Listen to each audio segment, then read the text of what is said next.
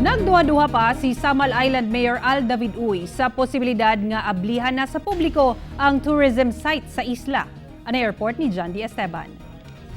Bisan doon na plano ang Department of Tourism nga ablihan ang tourism sites sa mga lugar ubos sa Modified General Community Quarantine sa Pilipinas, nagduha-duha pa si Samal Island Mayor Al David Uy sa posibilidad nga pag-abli sa tourism site sa isla.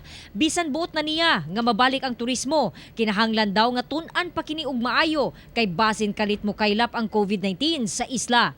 Sa June 1, MGCQ na ang Samal Island. Pero dili pa gihapon tugutan ang operasyon sa mga negosyo kabahin sa turismo ubos sa maong quarantine classification. Tan-awon sa nato ning kini na incubation period kining from June 1 to June 15. Kung medyo mag-improve siya, siguro we might allow to operate at 50% capacity. Pero kung magtaas gihapon ang mga numero, siguro dili sa siguro. Niadtong March, nakatala ang isla og 87,000 tourist arrival. Apan, pag-abot sa April hangtod sa kasamtangan, zero ang turismo sa isla.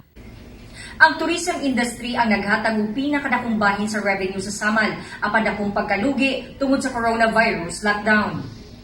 Daghang trabahante usab sa tourism establishments ang naapektuhan.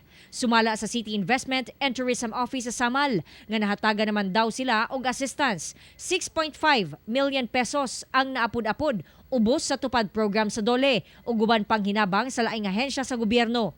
Mutabang sab ang LGU ngadto sa mga negosyante nga apektado. Si Mayor is nagplano talaga to give discount for whatever nga maano ni Mayor nga ma-lessen ang burden sa ato ang naa sa tourism sector. Ano sa ilahang i-waive nga ilahang business permit nga bayronon. Kauban si Mel Colmenares sa kamera. Ako si John D. Esteban para sa One Mindanao.